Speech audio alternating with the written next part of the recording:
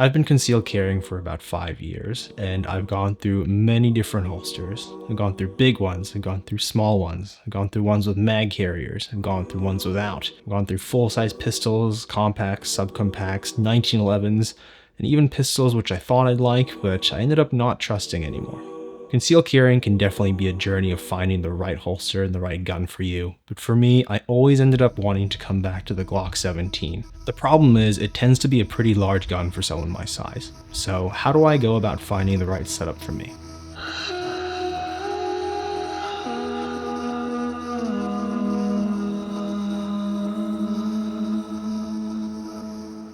I've been concealed carrying for about 4 or 5 years now, and so I went all the way from a full-size Glock 17 to a Sig P320, which I stopped for obvious reasons, all the way down to a subcompact Glock 43X. And what I learned throughout the last 4-ish years of concealed carrying or so is that there's really a spectrum of what is the right gun for you, and there isn't really a perfect one. You make a trade-off between what's comfortable and shootable and what's concealable. When I had the full size, it was very comfortable and very shootable. It was just the right gun for me. I like full size. I tend to practice on it a lot and just felt really good in my hands when I shot. But on the other side of the spectrum, it was much bigger than I had thought for carrying, and so I printed a lot more.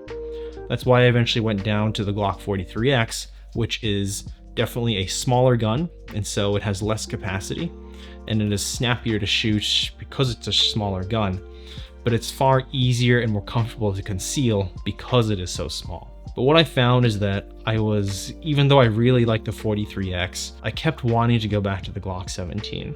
But I was always held back because I felt like I was always printing. Which brings me to the next point, is that having the right holster is absolutely crucial. I just was going through maybe 3 or 4 other holsters that now I can't return and that felt like wasted money.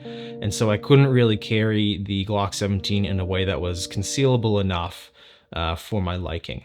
And I'm not expecting anything perfect like it's invisible, but you still want a reasonable amount of comfort when you go out and hope that you don't print. And so I'm going to try find a holster once more, make the final push to try and actually find what works for me.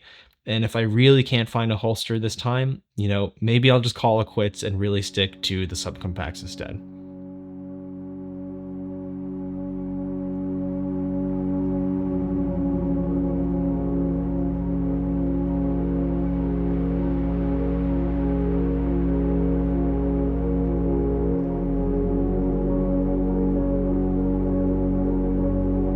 I found that shopping for holsters can actually be deceptively difficult.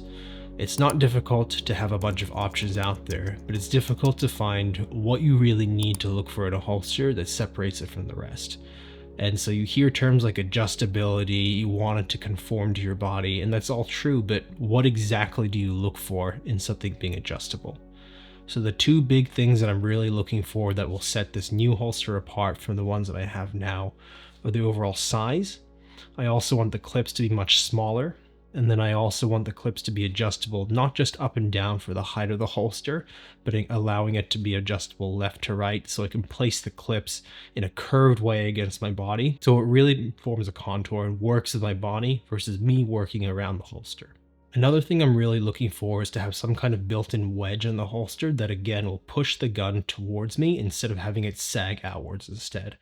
Those are some of the 2 biggest things that I found would really help me over my years of concealed carrying, is that I feel my Glock always pushes out. And this is all with the knowledge and understanding that I'm choosing to conceal carry a duty gun. And so I know the Glock 17 isn't purposely built for concealed carry. So that's great, but let me actually illustrate what I mean. And so this is one holster I use for the Glock 17. I actually really like the thickness of this holster, and then also it feels really sturdy, and then the color looks awesome. But what I want first with the clips is they are actually pretty big for what they are. I want clips that are metal and much lower profile to really stick towards the holster instead of jutting out, because this amount actually does make a difference. You'll also notice that the holster here is very straight where the clips are. I want to have a holster where I could actually place the clip to the side here as well. So that way when I actually wear it, if it were like a top-down view. So my hand, like say this is my, my belt line and you're looking down. I don't want the holster to sit like this. I want it to be able to curve around me because I'm going to be carrying it about 1 o'clock. I find is the best kind of natural contour for my body when I carry appendix. And then lastly, with the wedge, what I mean by this is you see you have just like the straight holster in the back. That sounds very normal, and who would think otherwise? But with a Glock 17, it's a little big, and your holster and your belt does come into play, but it basically dips outwards. If you have some mass here, it'll actually push the pistol inwards towards your body. So again, it's working towards, the holster is working for you. You're not working around the holster. So it's been a long night, and it's been fun looking at a bunch of gun stuff. And I think I finally found the holster that I want to get. It's from a pretty well-reviewed company. It doesn't seem to just have hype around it. And, it satisfies, it checks all the boxes I want. And so I bit the bullet. I spent the money and I got it. It should get here in a few days. And so I'm excited, to be honest. I'm a little nervous too, hoping I didn't just waste money, but they do actually have a return policy.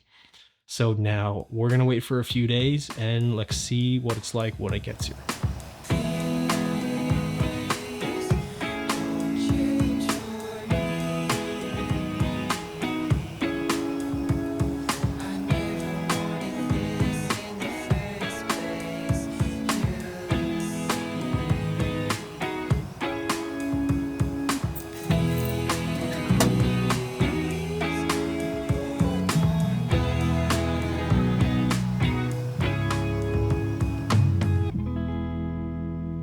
All right, so we have something special here. The holster has arrived, so let's get it open.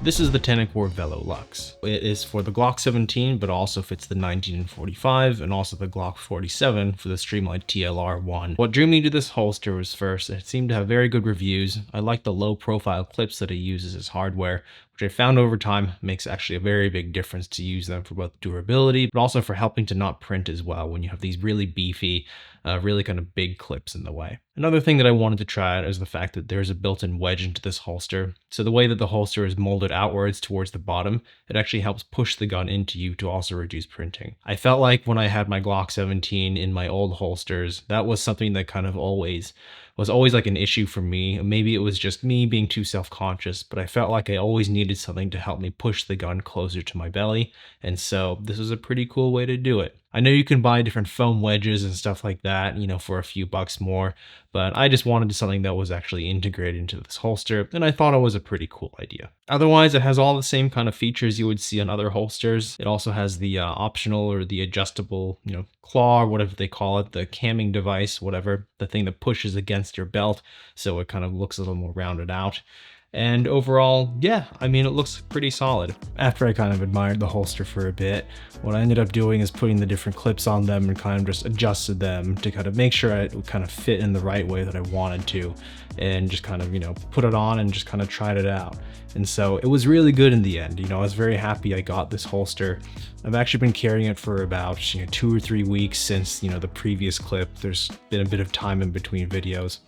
And so I've liked it a lot so far.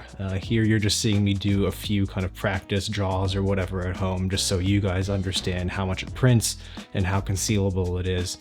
And one thing I am noticing is that it does kind of, because it's a full-size gun, my jeans definitely do sag a lot more with it because there's just so much more weight. But you can just tighten your belt a bit and wear, not as loose fitting pants as well, and that does kind of help. You just have to find the right balance between comfort and and concealability. But otherwise it's been fine. Is it as comfortable and concealable as like a Glock 43X or some kind of subcompact?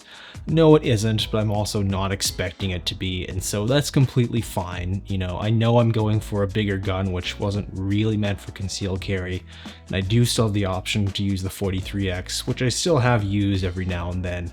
But it's all good. It's just a matter of balance and finding, what works for you and the right trade-offs. And one thing I actually did forget to say is that I ended up getting a new belt as well. I got the Tenicor Zero, so I'm like all Tenicor out at this point. But I had the TRX arms. I think it's the Orion or the Nova, whatever one is their concealed carry belt. And I had that for like maybe 4, 5, 6 years, and it was fine, but you know, it felt like a little flimsy and, you know, kind of starting to wear out. But it served me well, but I figured it was time to move on and also go for something more low profile where the belt buckle isn't so, you know, doesn't bulge so much. But so overall, it's been a great holster so far, and I definitely feel like I've gotten over, for the most part, my concern with printing too much with carrying a full-size pistol, as long as I dress correctly. I do feel like, to a certain extent, until I get the itch for another gun, my journey to find the right way to actually conceal carry a full-size pistol more or less ended successfully. I started with all those different holsters up front and kind of learned from each one what I wanted and what I didn't want.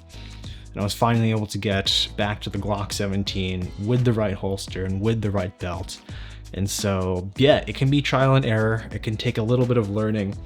But you know, I made it work in the end of the day, and so hopefully this kind of little vlog journey style helps you guys as well. And so let me know if you have any questions. Thanks for watching, guys, and hopefully I will see you guys soon.